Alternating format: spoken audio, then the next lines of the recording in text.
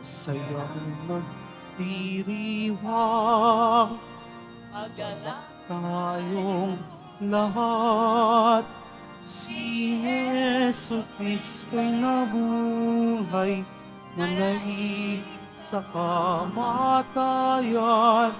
Alleluia, Alleluia.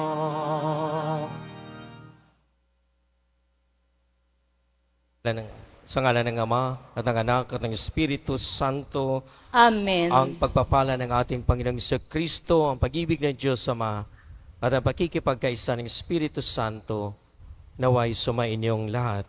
At sumaiyo rin. Aminin muna natin mga kapatid ang ating mga kasalanan upang tayo maging marapat gumanap sa banal na pagdiriwang. Inaamin ko sa makapangyarihang Diyos at sa inyo mga kapatid, na lubha ako nagkasala sa isip, sa salita at sa gawa, at sa aking pagkukulang. Kaya isinasamo ko sa mahal na Birheng Maria, sa lahat ng mga anghel at mga banal, at sa inyo mga kapatid, na ako'y panalangin sa Panginoong ating Diyos. Kaawaan tayo ng makapangyarihang Diyos, patawarin tayo sa ating mga kasalanan, at patnubayan tayo sa buhay na walang hanggan. Amen.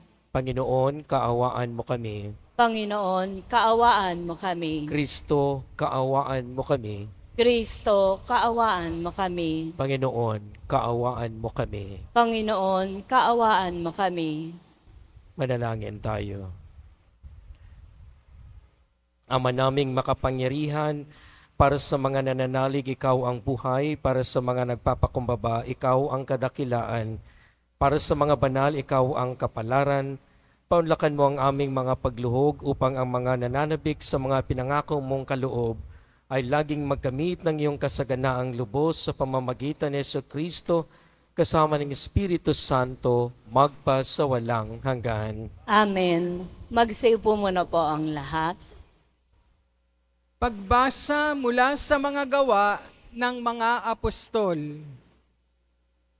Noong mga araw na iyon, lumalago at lumalaganap ang salita ng Diyos.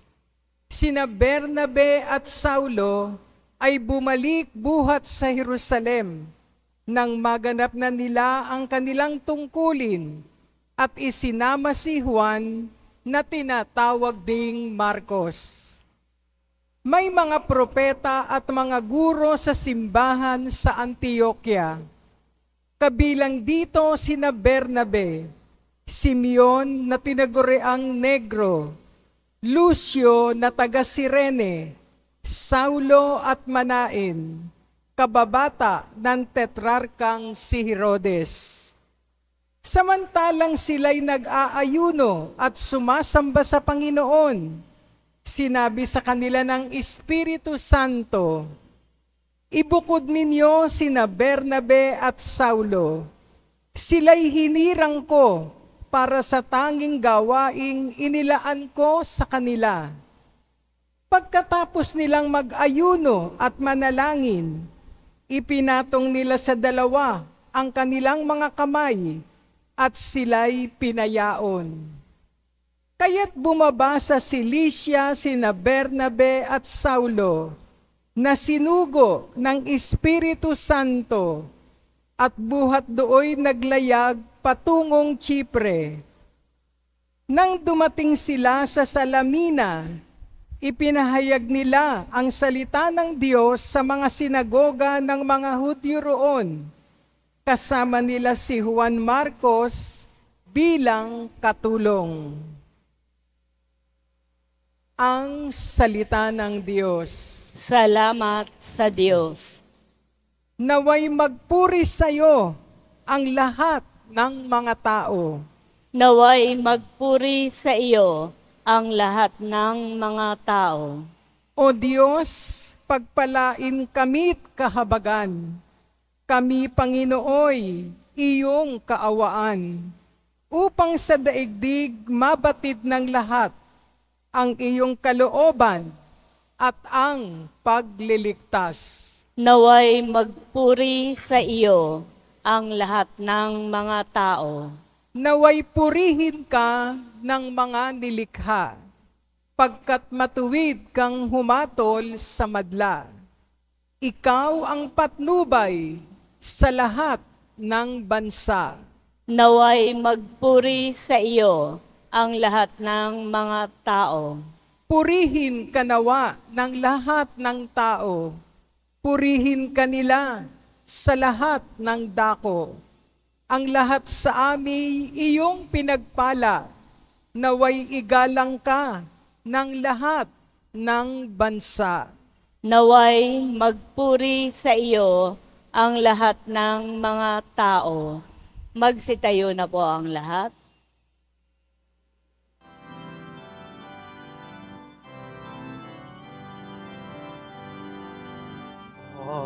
Hallelujah,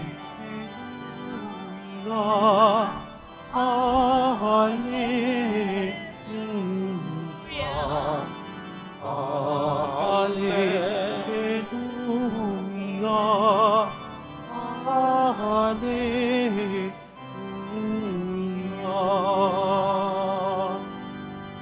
Sinabi ni Yesu Cristo, ako ang ilaw ng mundo at buhay ng alagad ko. Hallelujah, hallelujah,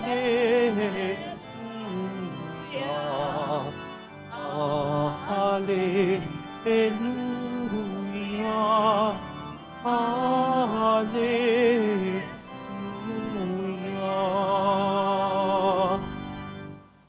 Sumainyo ang Panginoon. At sumaiyo rin. Ang mabuting balita ng Panginoon ayon kay San Juan. Papuri sa iyo, Panginoon. Noong panahong iyon, malakas na sinabi ni Jesus, ang nananalig sa akin ay hindi lamang sa akin nananalig, kundi pati sa nagsugos sa akin. At ang nakakakita sa akin na nakakakita sa Kanya, ako'y naparito bilang ilaw ng sanlibutan upang hindi manatili sa kadiliman ang nananalig sa akin. Kung mapakinggan ni naman ang aking mga salita, ngunit hindi niya tuparin ito, hindi ko siya hahatulan. Sapagkat naparito ako, hindi upang hatulan ang sanlibutan, kundi upang iligtas ito. May hahatol sa sinumang magtatakwil sa akin at hindi tumatanggap sa aking mga salita. Ang salitang ipinahayag ko, ang hahatol sa kanya sa huling araw, sapagkat hindi ako nagsalita sa pansarang ganang sarili ko lamang, kundi ang amang nagsugos sa akin, ang siyang nagutos kung ano ang aking sasabihin at ipinahahayag. At alam kong ang kanyang utos ay nagbibigay ng buhay na walang hanggan, kaya't ang ipinasasabi ng Ama ang siya kong sinasabi. Ang mabuting balita ng Panginoon. Pinupuri ka namin, Panginoong Heso Kristo. Magsiupo muna po ang lahat. Ipinahayag ng lantaran sa publiko ang nagsugo sa ating Panginoon Kristo at yan ay ang ating Ama at siya ang ilaw, siya ang sinugo. Kung kaya't sa ating pagninilay ngayon, atin din mismong pag-isipan at pagnilayan lalo't higit ang mga kadiliman o ang kaliwanagan ng ating buhay.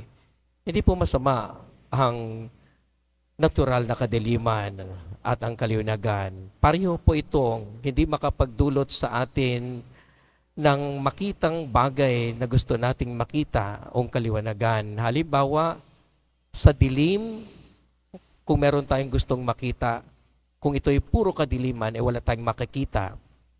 Maging sa liwanag din, kung liwanag at meron kang gustong makita, kung puro liwanag ang makikita, wala ka rin makikita. Ibig sabihin, dalawang klase ng pagkabulag. Bulag, na ang sa kapaligiran mo ay madilim. Bulag din, sa kapaligiran mo ay buong liwanag na wala kang nakikita. Ito po ay ating binibigyan ng pansin ng dahil sa binibigyan din ito ng malalim na pagpapahulugan ni San Juan sa pagpapahayag ng Ebanghelyo tungkol sa pagkakaiba ng liwanag at ng kadiliman. Ang tinutukoy dito ni San Juan ay mismong gabay sa ating daanan ng ating buhay at pananampalataya, at yan ang ating Panginoong Jesucristo na siyang ating tinatanglawan ng ating sumabaybayang buhay ng ating paglalakbay sa mundong ito. Kung kaya po, para po iyang isang atin mismong paggalaw ng ating buhay na matter of choice. Dalawa lang po ang ating pagdidesisyonan ng isang tao. Either you do good or to do bad. Walang pwede sa gitna. Nasa atin ang kalayaan. Kung gusto mong maging mabuti, makakagawa ka ng mabuti. Kung gusto mong gumawa ng masama, makakagawa ka rin ng masama. So parang kung gusto mong tumahak sa madilim na landas at ayaw mong makakita ng kaliwanagan ng ating Panginoon Kristo, ay pwede mo rin gawin. O kundi kaya naman, ikaw ay tumahak sa kaliwanagan, ay magagawa mo rin. Ibig sabihin, the switch off and on ay nasa sa atin. Yung sa atin mismo mga choices. What determines the sin is our choice. Kung anong ating paggawa ng pagkakasala, o anong paggagawa ng kabutihan, nasa sa ating choice. Ipinagkaloob ito sa atin ng Diyos, ng ating kalayaan, na itong ating gagamitin. Kung kaya't naroroon na po simula't simula ang biyaya na kaloob sa atin ng ating Panginoon Kristo. Sa matter of choice, sa ating paglalakbay sa buhay. Pangalawang ating pagnilayan ay ang pagpapadala ng Diyos Ama sa ating Panginoon Kristo na kanyang bugtong na anak. Ito po ay kilalang mga berso ng mga salita ng Diyos ng ating Panginoon Kristo ay bugtong na ang anak, ipinadala sa atin hindi upang husgahan ang mundo, kundi iligtas ito sa pamamagitan niya. Kung kaya nga po, sa pagpapadala ng Diyos Ama sa kanyang bugtong na anak, ito po ay kapalit ng kanyang buhay para lamang sa ating kaligtasan.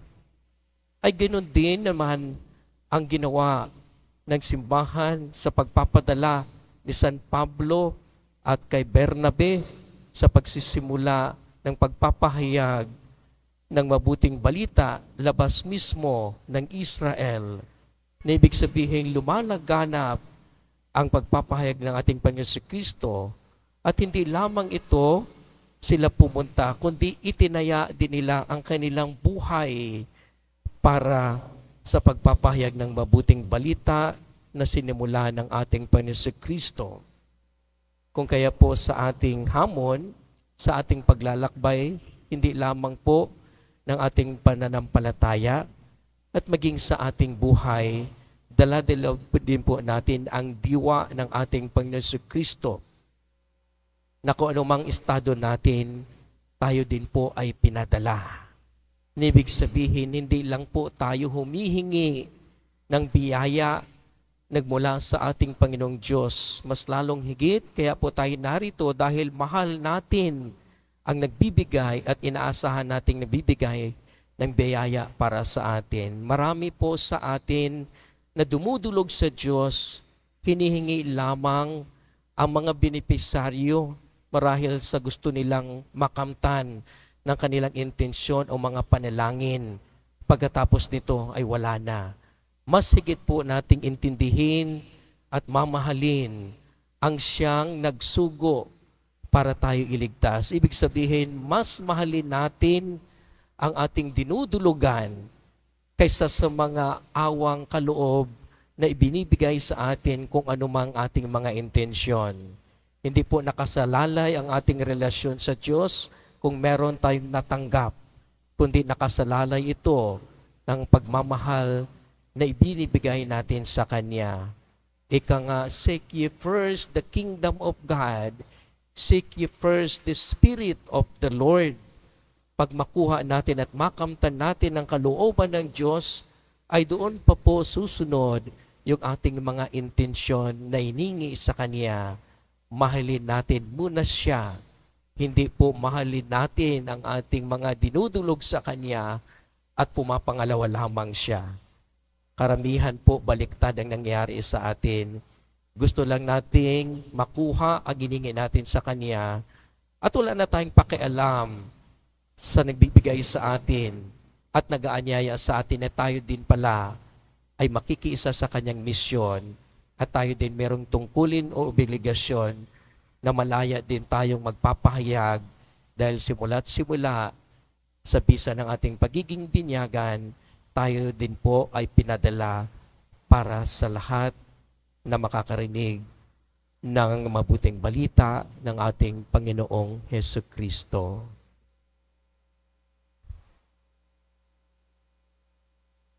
Magsitayo na po ang lahat.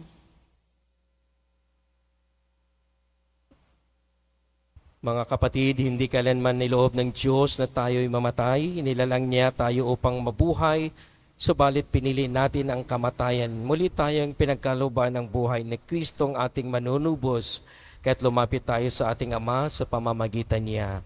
Ang ating itutugon sa bawat panalangin, Ama, lumakad nawa kami sa iyong liwanag. Ama, lumakad nawa kami sa iyong liwanag. Ang Santo Papa at mga obispo, naway patuloy na magpahayag ng mabuting balita na muling pagkabuhay ni Kristo.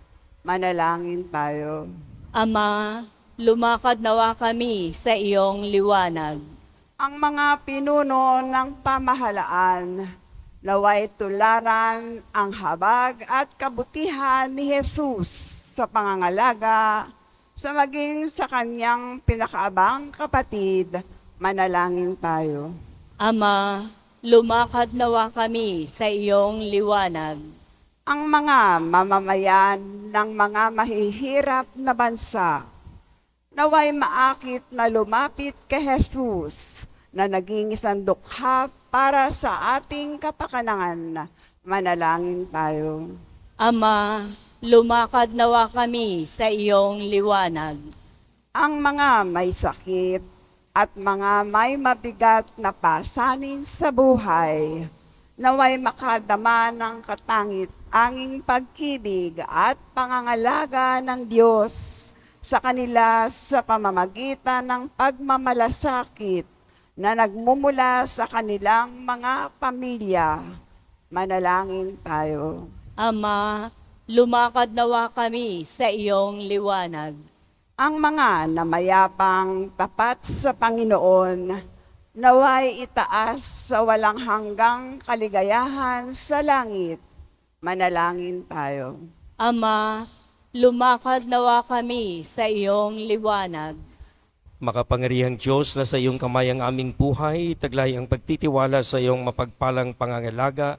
Inilalapit namin ito sa iyong aming mga kahilingan sa pamamagitan ni Kristong aming Panginoon. Amen. Magsiupo muna po ang lahat.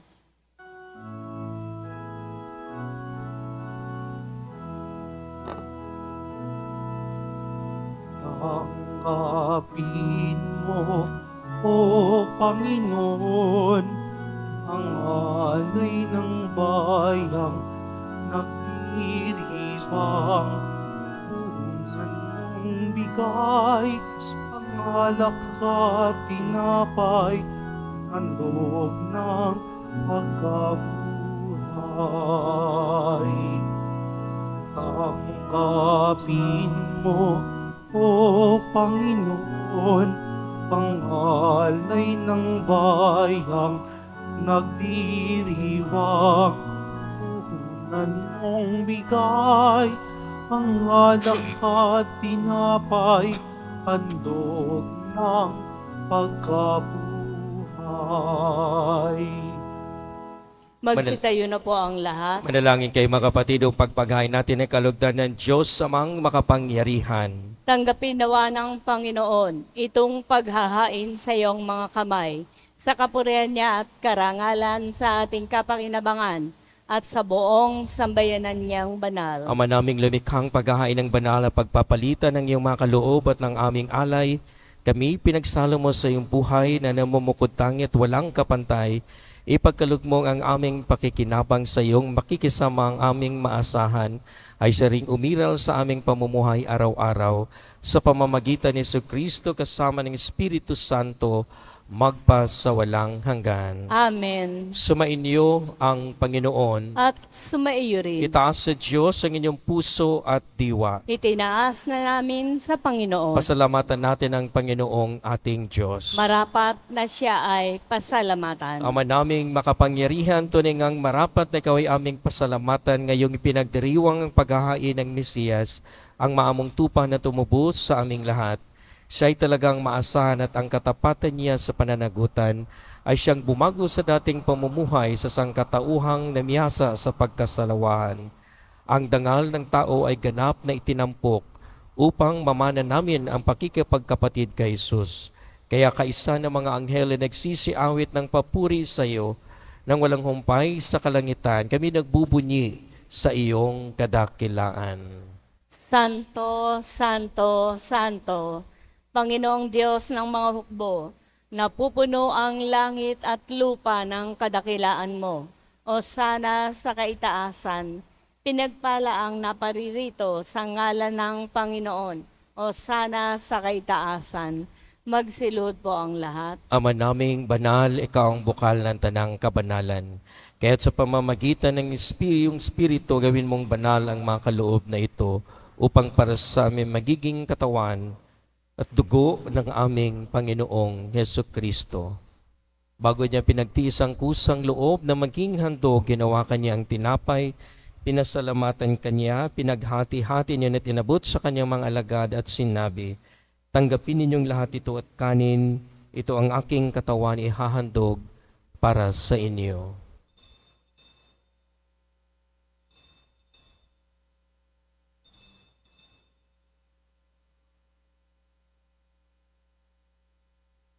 Ganyan din naman nang matapos sa hapunan, hinawakan niya ang kalis, muli kanyang pinasalamatan, inabot niya ang kalis sa kanyang mga alagad at sinabi, tanggapin ninyong lahat ito at inumin, ito ang kalis ng aking dugo ng bago at walang hanggang tipan, ang aking dugo na ibubuhos para sa inyo at para sa lahat, sa ikapagpapatawad ng mga kasalanan.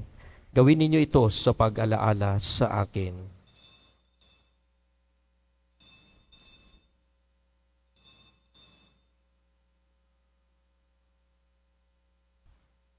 Magsitayo na po ang Pagbunyi lahat. natin ang misteryo ng ating pananampalataya. Si Kristo'y namatay, si Kristo'y nabuhay, si Kristo'y babalik sa wakas ng panahon. Ang mga ginagawa namin ngayon ng pag-alaala sa pagkamatay at muling pagkabuhay ng iyong anak, kaya tinaalay namin sa iyo ang tinapay na nagbibigay buhay at ang kalis na nagkakaloob ng kaligtasan. Kami nagpapasalamat dahil kami yung minarapat na tumayo sa harap mo para maglingkod sa iyo.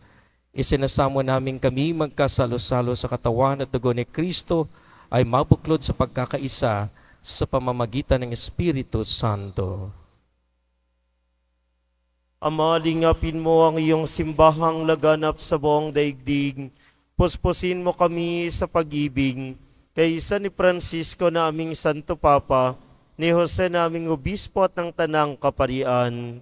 Alalahanin mo rin ang mga kapatid naming nahimlay, nang may pag-asang sila'y muling mabubuhay, gayon din ang lahat ng mga pumanaw. Kawaan mo sila at paturiin sa iyong kaliwanagan. Kawaan mo at pagindapatin kaming lahat na makasalo sa iyong buhay na walang wakas. Kaysa ng mahal na Birheng Maria na Ina ng Diyos, ni San Jose ang kabiyak ng kanyang puso, kaysa ng mga apostol at ng lahat ng mga banal na namuhay dito sa daigdig ng kalugod-lugod sa iyo, may pagdiwang nawa namin ang pagpupuri sa ikararangal mo sa pamamagitan ng iyong anak na aming Panginoong Hesukristo. Sa pamamagitan ni Kristo, kasama niya at sa kaniyang lahat ng parangal at papuri ay sa iyo, Diyos Amang makapangyarihan, kasama ng Espiritu Santo, magpas sa walang hanggan. Amen. Sa tagubilin ng nakagaling na utos sa turo ni Jesus na Panginoon natin at Diyos, ipahayag natin ng lakas loob. Ama namin, sumasalangit ka, sambahin ang ngalan mo, mapasa amin ang kaharian mo, sundin ang loob mo dito sa lupa para nang sa langit. Bigyan mo kami ngayon ng aming kakanin sa araw-araw, at patawarin mo kami sa aming mga sala, para ng pagpapatawad namin sa nagkakasala sa amin. At huwag mo kaming ipahintulot sa tukso, at iadya mo kami sa lahat ng masama. Iniling namin kami adya sa lahat ng masama, pagkalooban ng kapayapaan araw-araw, iligtas sa kasalanan, itilayo sa lahat ng kapahamakan, samantalang aming pinananabikan ng dakilang araw ng pagpapahayag ng tagapagligtas naming sa Hesu Kristo. Sapagkat iyo ang kaharian, at ang kapangyarihan, at ang kapurihan magpakailanman. Amen. Panginoong Hesu Kristo, sinabi mo sa iyong mga apostol, kapayapaan ang iniiwan ko sa inyo, ang aking kapayapaan ang ibinibigay ko sa inyo. Tungayan mo ang aming pananampalataya at huwag ang aming pagkakasala. Pagkalooban mo kami ng kapayapaan at pagkakaisa ayon sa iyong kalooban, kasama ng Espiritu Santo, magpasawalang hanggan. Amen. Ang kapayapaan ng Panginoon ay laging sumainyo. At sumaiyo rin. Magbigayan kayo ng kapayapaan sa isa't isa. Peace, peace.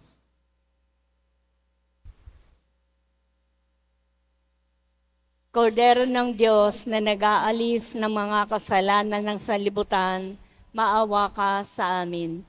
Kordero ng Diyos na nag-aalis ng mga kasalanan ng sanlibutan, maawa ka sa amin. Kordero ng Diyos na nag-aalis ng mga kasalanan ng sanlibutan, ipagkaloob mo sa amin ang kapayapaan. Magsilod po ang lahat. Narito mga kapatid, si Jesu Kristo ang mauwaing kordero ng Diyos na nag-aalis ng mga kasalanan ng sanlibutan, mapapalad tayo na niya makibahagi sa kanyang piging. Panginoon, hindi ako karapat-dapat na magpatuloy sa iyo, ngunit sa isang salita mo lamang ay gagaling na ako. Pagsanggalang nawa tayo ng katawan at dugo ni Kristo para sa buhay na walang hanggan. Amen.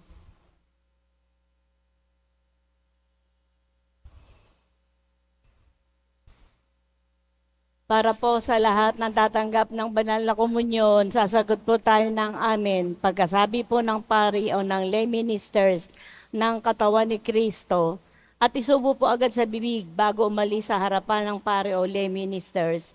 Sumunod po tayo.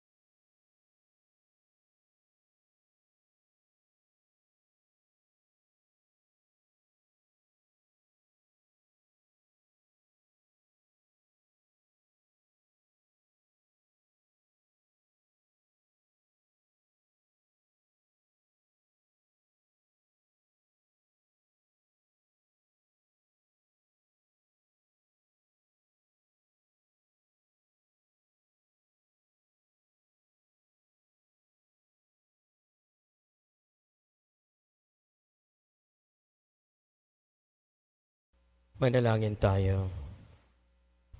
Ama naming mapagmahal, manatili kang kapiling ng iyong sambayanan na ngayon pinapakinabang mo sa iyong sariling buhay at gawin mong kami pasulong na makakbang mula sa dati naming pagkamakasalanan patungo sa pagbabagong nagdudulot ng iyong kabutihan sa pamamagitan ni Jesu Kristo kasama ng Espiritu Santo magpa sa walang hanggan. Amen. Sumainyo ang Panginoon. At sumaiyo rin. Mahal na pong Isus Nazareno, inahayag mo sa pamamagitan ng cross ang walang malyo na pag-ibig ng Diyos sa sangkatauhan. Pakinggan mo ang kahilingan ng iyong angka na nagsusumamo sa iyo. Makamtanawa nila ang iyong katugunan at tanggapin ang kasagutan ng may utang na loob na tinatanaw. Basbasan din po ninyo ang mga daladala nilang mga imahin at dasalan sa pamamagitan ng bendisyon na ito, naway maalala nila ang mga pangako nila noon sa binyag na ikaw ang kanilang iibigin at paglilingkuran bilang Panginoon magpas sa walang hanggan. Amen. At pagpalain kayo ng makapangyarihang Diyos, Ama, Anak, at ng Espiritu Santo. Amen. Humayo kayong taglay ang kapayapaan ng Poong Jesus Nazareno. Salamat sa Diyos.